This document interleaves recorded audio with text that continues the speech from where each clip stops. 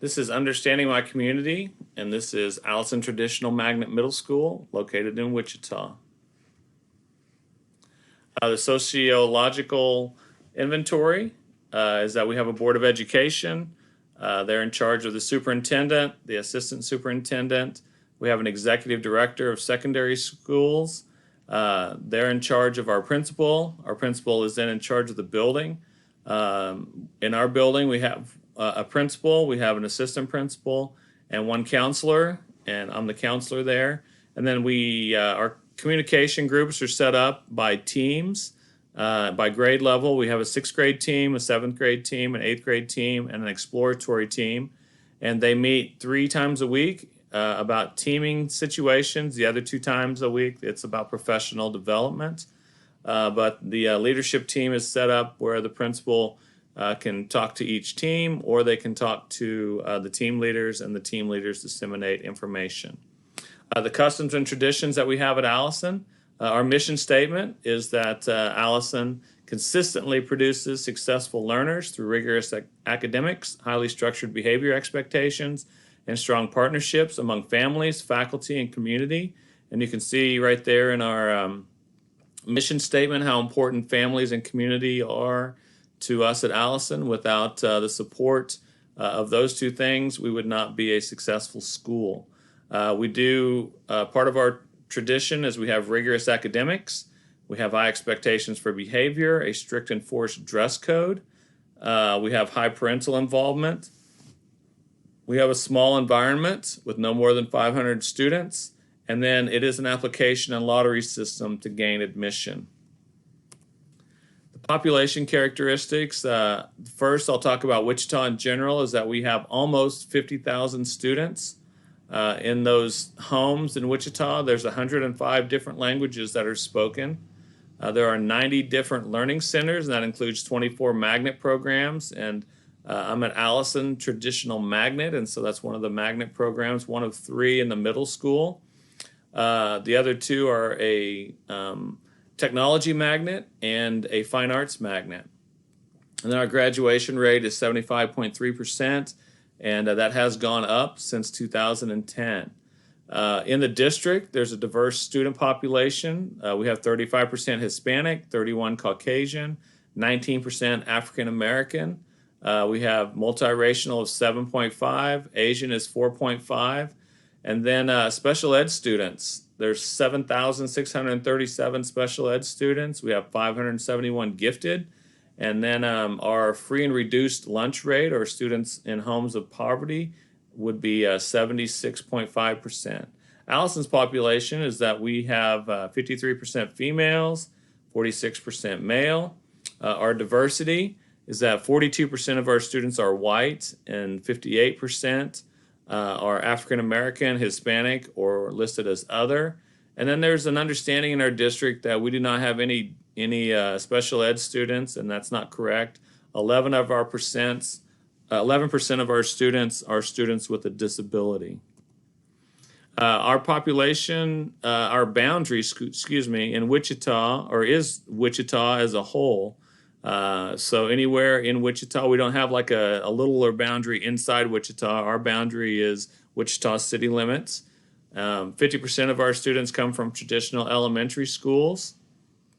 The parent education level, we have parents from all levels, working all kinds of different jobs. When we do have tension or conflict or diversity issues, we use restorative practices, and I'll talk about those in a little bit. But Allison has very few fights. Some of the other middle schools have multiple a day, and we have generally one every month or so. So we don't have very many fights here. Students who attend Allison, after Allison, then go to one of 8 high schools in our district based on where they live or different programs that are offered in Wichita. The communication channels, we have phone, email. I spend a lot of time on the phone or emailing parents throughout the day. We have a thing that's called Parent Link, which if the information is correct in our database, students can, or parents can receive information through a voicemail or an email. I do have a school website, and on that school website is a lot of information, including a monthly newsletter. Our principal does send out a weekly update. Like I said earlier, teams meet 3 times a week and communicate with different things. We do have a Facebook and a Twitter account. Also in Wichita, there's Channel 22, which is a public channel, and Wichita can put different things on there. The Public Relations Department for Wichita 259 is another way that we can get out information. And then translators are available. We have a phone number that we can call during the day if we need to, or we do have translators come to conferences. The leadership in our building is that our Board of Education is listed here, or is pictured here, and we are in different districts. Our district is 4, and our representative is Stan Reeser. The superintendent is Dr. Alicia Thompson, and she's pictured in the middle of the school board there. We do have assistant superintendent of schools, Mr. Gil Alvarez, and he's pictured over to the right of the school board. And then our executive director of secondary schools is Amanda Kingery. And then our building leader is, our principal is Mrs. Johnson, Amy Johnson, and she's pictured over here with the flowers behind her. Our assistant principal is Libby Ustash. And then all the counselors in the district have a counseling director, and that is Stephanie Anderson, and she's pictured over here. The team leaders for our building are not listed, but like I said, each of the team leaders in the building is part of the leadership team. Community leaders, after the coronavirus and the continuous learning that's gone on during this time, I'm thinking that they can handle any situation. Dr. Thompson is closely knit to the Wichita community. She grew up there, went to school there. She taught in Wichita. She has been an administrator in Wichita, and now she's our district leader. She does have connections outside of Wichita that provide information. She talks to some other urban districts around the United States. She did initiate the Wichita Public Schools strategic plan, where every student would be future ready. They're empowered to dream, believe, and achieve. And as part of that, the graduation rates have increased 19% since 2010. The economic conditions in Wichita is that we are part of Wichita. We're funded by the state, funded through Wichita Public Schools. We are not a title building, and so we don't have a lot of extra funds like some of the other title buildings do in our district. But we are part of the district salary schedule, and that's a very competitive schedule. And then if you've worked in the district for longer than 15 years, you get something that's called longevity pay. And you get that right before Thanksgiving. It's a nice little bonus. It's a percentage based on how long you've been in the district. Insurance is a benefit for us. We don't pay anything for that. And then workers in Wichita, they work in the airplane industry. We're the air capital of the world. There was a military base there, and then parents also work in other industries like medicine and business. The political structure is, the question was, can politics and education be separated? And our former governor was not a friend of public education, but I believe Governor Kelly is. However, I think that money spent by the state is an investment in the future. It would be better to invest in education than invest in incarceration. And so the aid to the districts has not been sufficient, but it is getting better. Our school buildings, although they're old and run down, they have had improvements to them.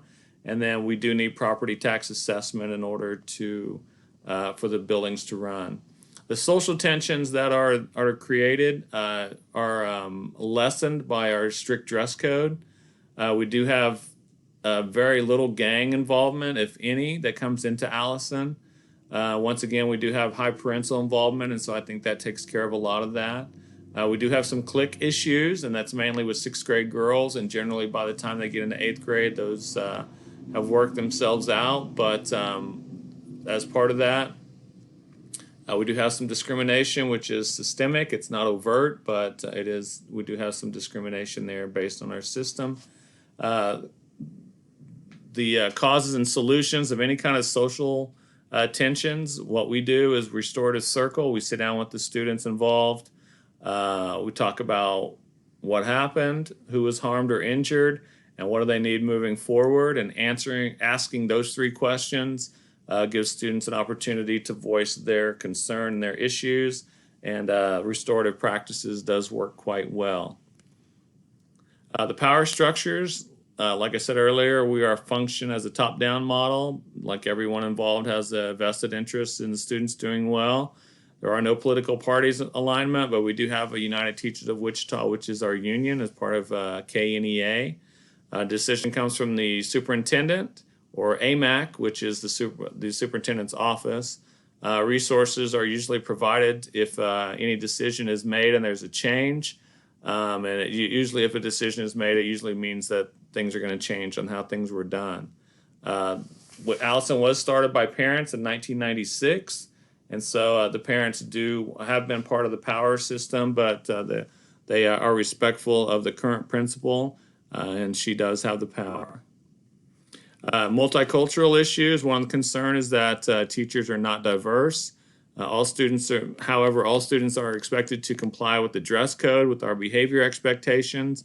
And then our principal started this a couple years ago about the 3 keys to success. And so we try to get the kids to do what's right, work to the best of their ability, and show someone that they care. And when we talk about the Allison Way, it's doing things to the fullest. And you can see over here that we were a National Magnet School of America Award of Merit winner last 2 years. And so we have been recognized as a school of distinction in the magnet programs. The public opinion. We do have surveys that are offered each year. They're generally offered at parent-teacher conferences. And our parents, part of our magnet is parental involvement. And so we get 95% attendance of parents at parent-teacher conferences. We do have over 500 applicants each year for 225 spots. And so we do have a very strong academic reputation in the district. And our students, there's over 250 students on the waiting list. And so there's a lot of people who still would like to go to the magnet program, but are still on our waiting list and probably will not get in because we normally don't take a lot of new 7th or 8th graders. And our test scores are generally tops in the district. And so the public opinion is very strong. Our reputation is very strong in academics. We also have a very strong reputation in fine arts and athletics. And so our fine art program that goes to the district competitions normally come back with 1s. And we normally do well athletically as well. And so the public opinion is very strong, and Allison has a great reputation. So thank you.